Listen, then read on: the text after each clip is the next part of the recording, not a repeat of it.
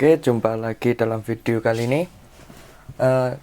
Di video kali ini kita akan membahas tentang overloading method dan constructor. Nah, overloading method itu apa sih?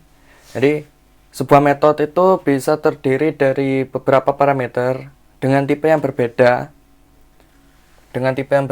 dengan banyak parameter yang berbeda, namun dengan nama yang sama.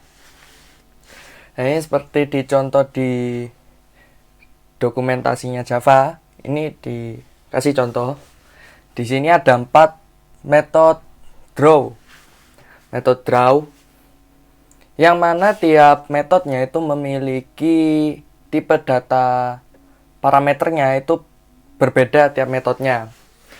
Yang pertama ini tipenya string, yang kedua tipenya integer, double, lalu ada integer dan double. Jadi kita bisa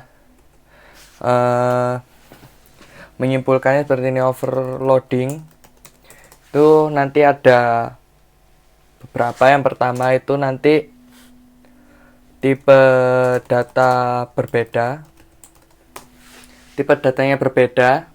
Jadi misalkan seperti di dokumentasi ini, draw string s sama integer i, itu tipe data parameternya berbeda. Atau bisa saja banyaknya parameter yang dilewatkan.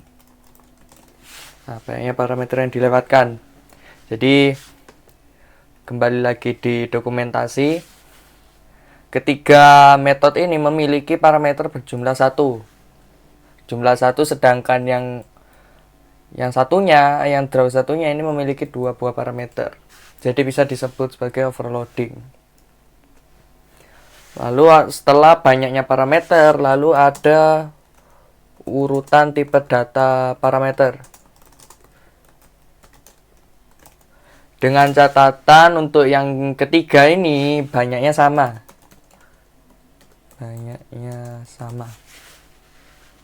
Seperti itu. Overload methods are differentiated by the number and data types of the argument passed into the method. Jadi dibedakan dari banyaknya dan tipe argumennya yang dilewatkan dalam sebuah method. Di sampelnya ini udah dijelaskan draw yang memiliki string parameter dan draw dengan memiliki parameter integer itu adalah metode yang berbeda dan unik karena dia membutuhkan tipe argumen yang berbeda. Nah, kalau di dalam Java sendiri itu memang tidak boleh mendeklarasikan metode dengan nama yang sama, tipe parameternya sama, dan urutan parameternya itu sama. Nah, patut diingat, untuk overloading method itu tidak membedakan tipe data pengembaliannya. The compiler does not consider the type where differentiating method. Tidak membedakan return type-nya. So you cannot declare two methods with the same signature even if they have a different return type. Jadi misalkan di sini ada public integer draw, lalu ada public void draw. Itu tidak boleh karena untuk aturan overloading itu terletak pada parameternya, bukan terletak pada return type dari sebuah kelas. Langsung saja diimplementasikan. Seperti biasa, bikin kelas baru, overloading test. Nah, seperti ini.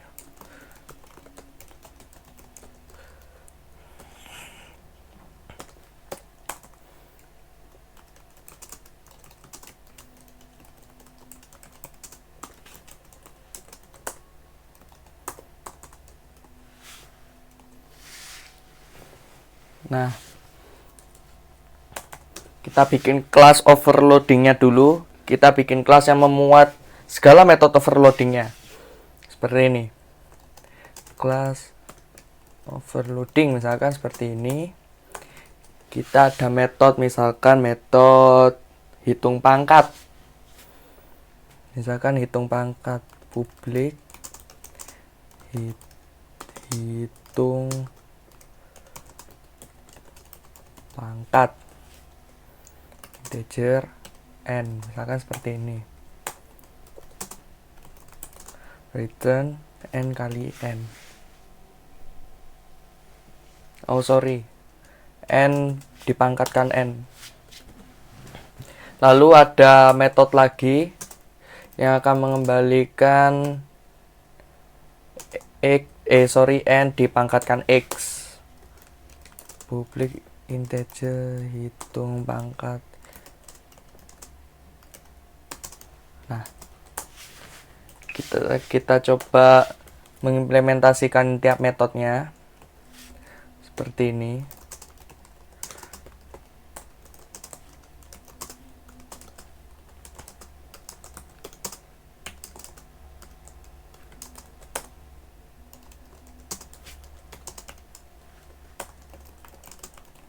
Seperti ini. Lalu yang ini kita copy, bisa kita copy ini di sini. Nah, hampir identik. Nah, seperti ini. Lalu kita instansiasi. Akan overloading seperti ini. Oke. Kita langsung outputkan.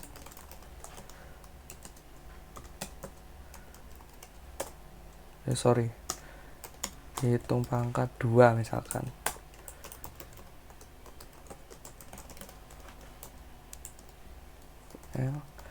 Hitung pangkat 2,3. Oke.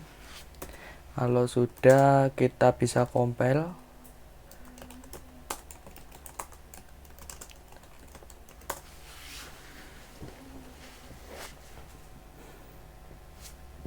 Apakah bisa dijalankan?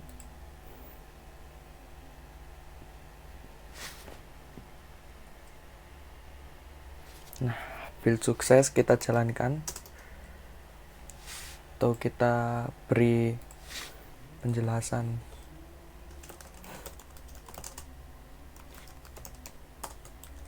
N.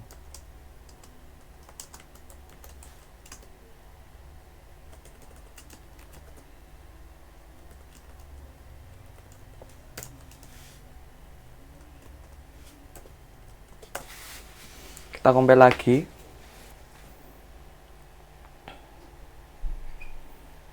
Oke, kalau sudah selesai, kita bisa jalankan.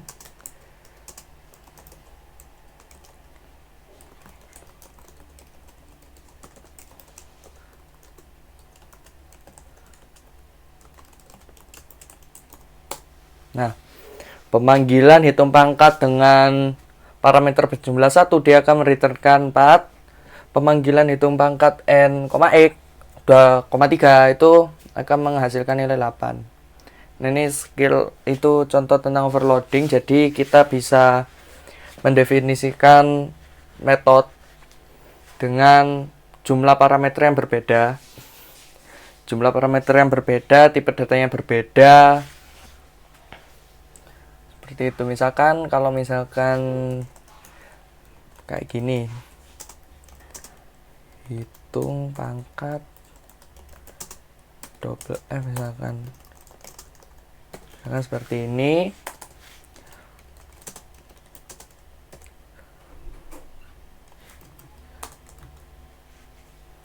Namanya tak ganti aja. Biarkan seperti ini aja. Hitung pangkat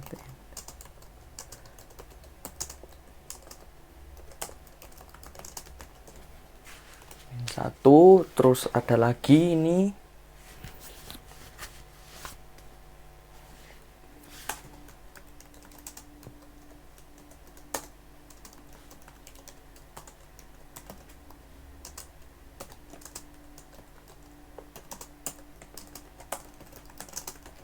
Nah, untuk yang kasus yang baris ke-22 sama baris ke-18 ini pasti akan menghasilkan error ketika kompilasi karena urutan parameternya itu sama seperti yang di sini. Jadi urutannya integer, float, integer, float. Walaupun tipe data pengembaliannya itu berbeda. Jadi seperti ini bisa kita compile lagi. Ini pasti akan mengalami error. Nah, method hitung pangkat in float is already defined in class overloading.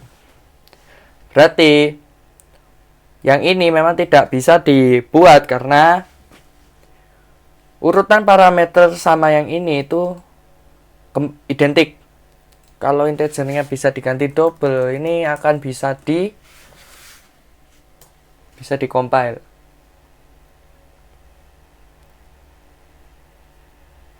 Unexpected return type. Oh, void tidak bisa mengembalikan nilai, berarti seperti ini.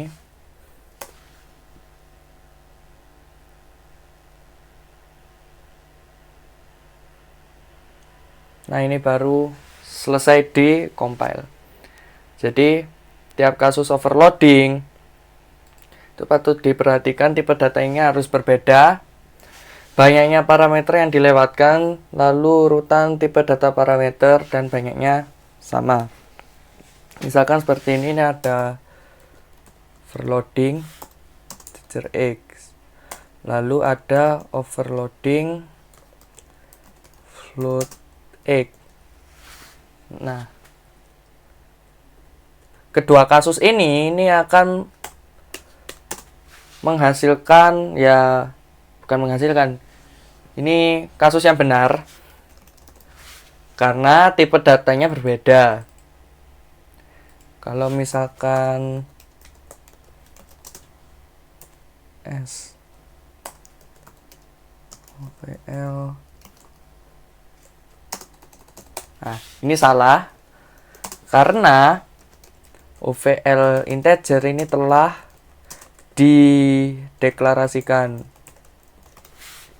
Nah, itu. Lalu misalkan banyak parameter, misalkan OVL integer S, OVL integer S, integer A. Lalu ada OVL integer X. Ini benar. Ini benar karena banyaknya parameternya juga berpengaruh dan tipe datanya pasti berbeda. Ini benar.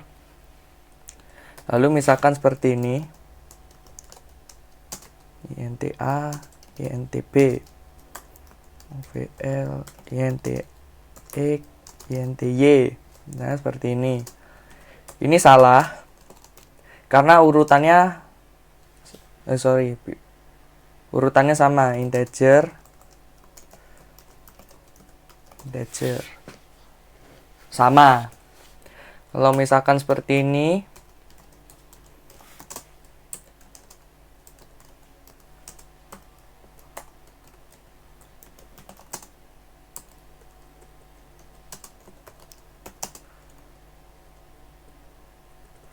misalkan ini J. Nah, ini salah juga, sama seperti yang di atas. Item sama. Kalau misalkan ini dibalik, dibalik, ini yang integer ini jadi float, ini jadi integer. Ini benar karena urutannya berbeda. Jadi yang pertama integer float, yang kedua float integer. Itu memenuhi kaidah overloading. Seperti itu. Oke, itu sekian overloading. Kita akan lanjut ke pembahasan selanjutnya, yaitu constructor.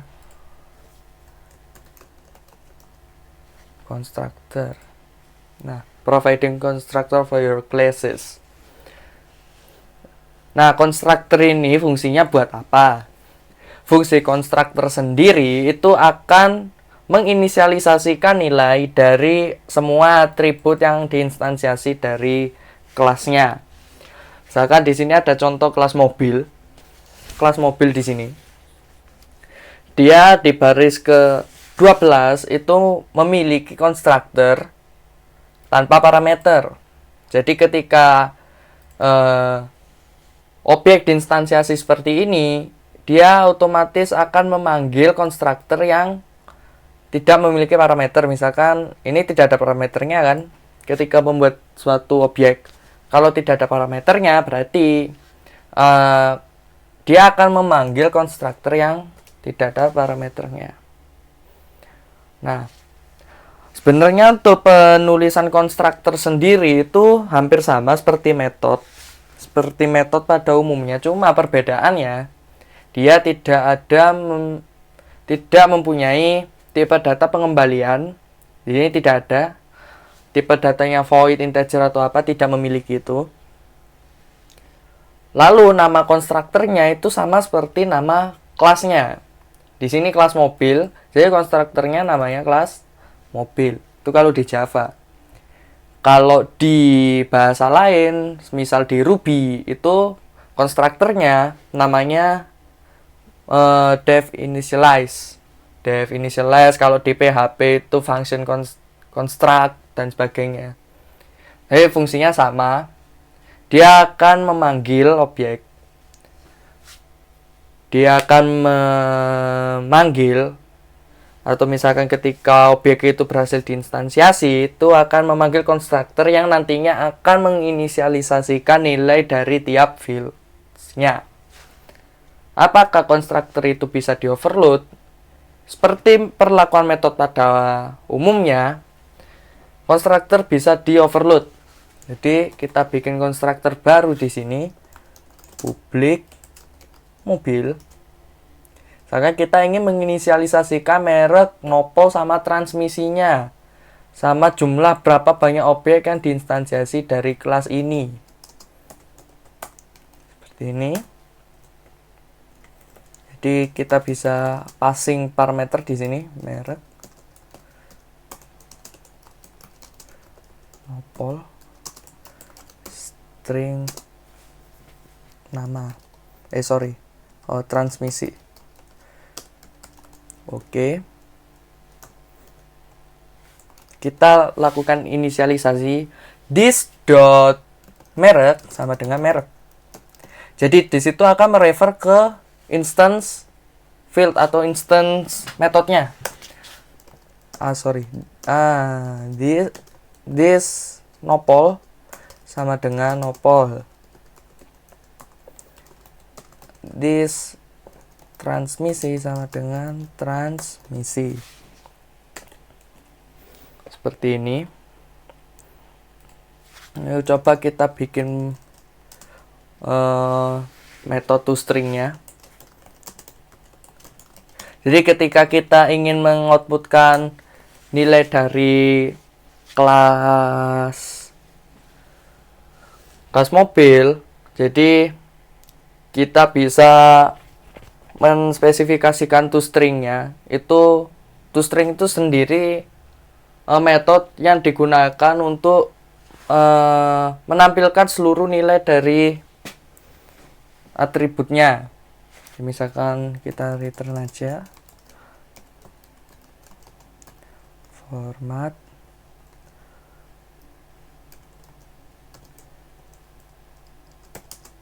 merek nopol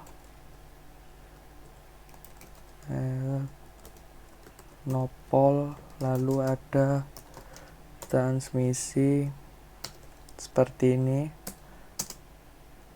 merek nopol transmisi. Oke.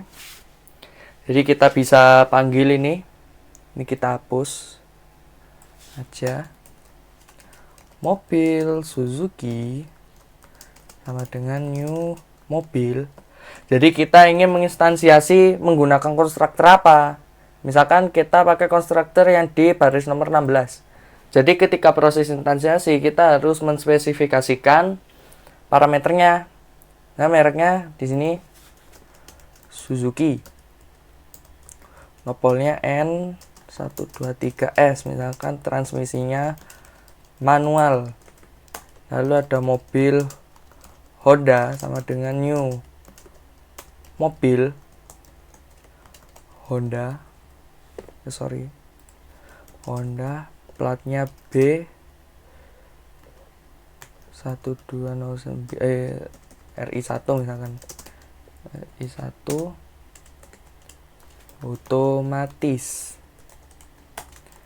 Sistem Brennan Suzuki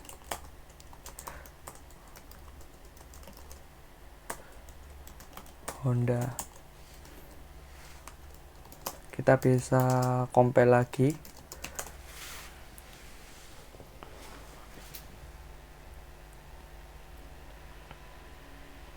Nah, build sukses, kita jalankan lagi nih di sini. Mobil tes. Nah, merek Suzuki, nopol ya. Jadi ini outputnya. Ketika kita outputkan nama, kita langsung mengoutputkan di sistem outbrain ini objeknya, maka otomatis objek itu akan memanggil public string to string ini. Dia akan menampilkan merek, nopol, sama transmisinya. Jadi return to stringnya itu bebas, terserah kita mau di return seperti apa. Di sini cuma contohnya mengembalikan tiga field ini. String, merek, nopol, sama transmisi. Nah, ketika diinstansiasi Suzuki N123 sama manual ini secara otomatis oleh konstruktor ini akan dinilai fields 3 ini, merek, nopol, sama transmisi itu sudah diinisialisasi oleh konstruktornya.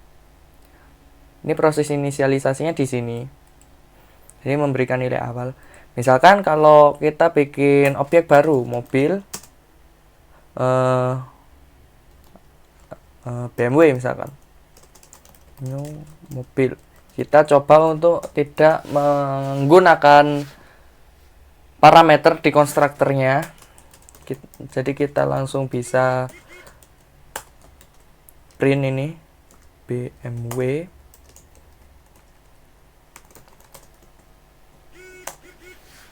Kita compile dulu. Oke, kalau sudah dikompil kita run. Suzuki Honda 0. Berhubung tipe datanya string itu tipe data objek atau tipe data reference, nilai default pertama kali ketika dipesankan di memori itu oleh Java akan diinisialisasi diinisialisasi menggunakan nilai 0.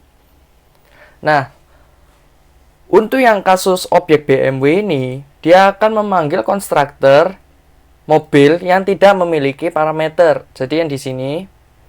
Nah, di dalam mobil yang tanpa parameter ini tidak ada proses menginisialisasikan merek, nopol, sama transmisinya. Dia hanya mengincrement jumlah mobil. Jadi outputnya yang untuk yang BMW itu tetap 0. Jadi kesimpulannya itu konstruktor itu adalah metode khusus yang digunakan untuk menginisialisasikan field.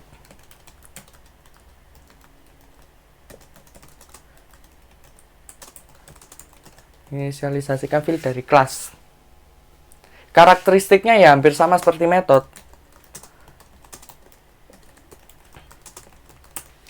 Cuma bedanya dia tidak memiliki return type. Tidak memiliki return type. Kalau di Java itu namanya sama seperti kelas. Seperti nama kelasnya. Jadi seperti itu konstruktor. Seperti metode pada umumnya. Sebenarnya konstruktor ini fungsinya untuk mengkonstruk atau merakit sebenarnya. Merakit objek yang nantinya itu fungsi tersebut itu digunakan untuk menginisialisasikan field-fieldnya. Seperti itu. Sekian penjelasan tentang overloading method dan constructor.